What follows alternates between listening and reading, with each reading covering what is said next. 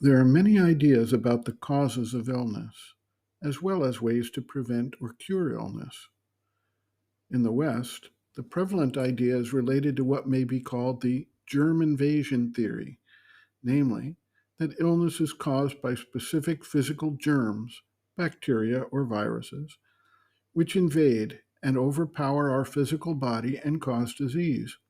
which our immune system then needs to be able to withstand and overcome. This theory then holds that through development of vaccines which sensitize the immune system and upgrade the first line of defense against these germs, we can reduce or eliminate the occurrence or virulence of the attacks.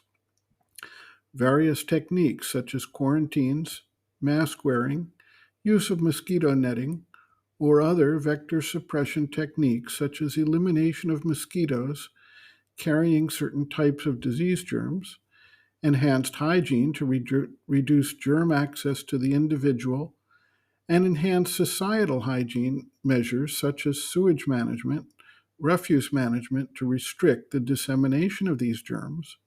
and their uptake by rats and transmission by fleas or ticks are part of this idea. If we look at the underlying factors involved here, however, we can see that this is only a part of the story and does not address other factors, nor does it explain what these germs are doing in the material world. Forces are carried through physical vectors,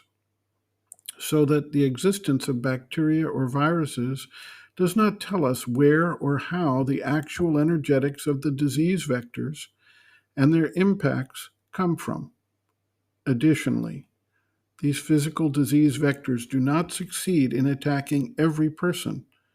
nor do they have the same intensity in every individual when they do succeed in such an attack. Particularly in the case of highly virulent diseases such as occur in pandemics, there is a huge element of fear that weakens the vital envelope, the aura, and thus provides a means of entry for the vectors to penetrate and act. Those who are also less aware of the vital envelope and who do not maintain its strength and resiliency are also more likely to become victims of these disease vectors. We also need to reflect on the differing responses individuals have beyond just the resiliency of the aura,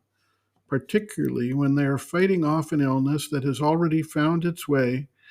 through the vital envelope and is now acting upon the physical structure.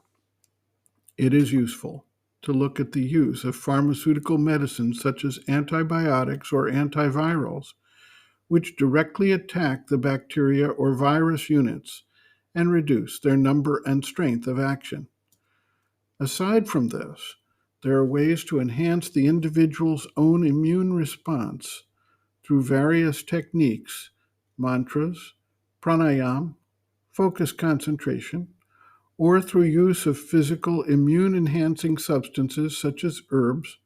homeopathic medicines, etc. It is important to note that the relationship of the mind, the vital being, the emotions, to addressing and overcoming illness of the body is one of the major factors. When we look at the placebo effect,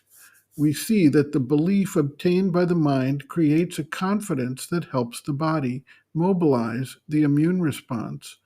and can actually help cure the individual in 25 to 35% of the cases without use of any actual pharmaceutical solutions. Similarly, homeopathy,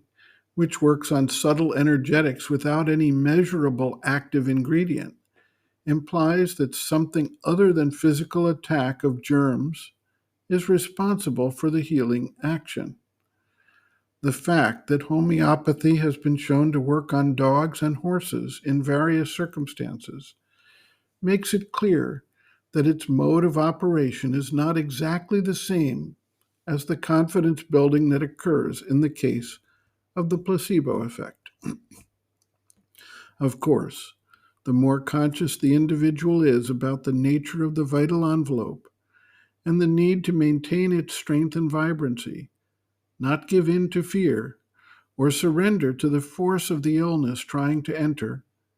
the easier it becomes for that individual to withstand even highly virulent conditions. This helps explain doctors who work among those suffering from virulent diseases for extended periods of time without themselves falling victim to the illness. Sri Aurobindo observes, quote, all illnesses pass through the nervous or vital physical sheath of the subtle consciousness and subtle body before they enter the physical. If one is conscious of the subtle body or with the subtle consciousness, one can stop an illness on its way and prevent it from entering the physical body. But it may have come without one's noticing, or when one is asleep, or through the subconscious, or in a sudden rush when one is off one's guard. Then there is nothing to do but to fight it out from a hold already gained on the body. End quote. Reference, Sri Aurobindo and the Mother, Our Many Selves, Practical Yogic Psychology, Chapter 2, Planes and Parts of the Being, page 17.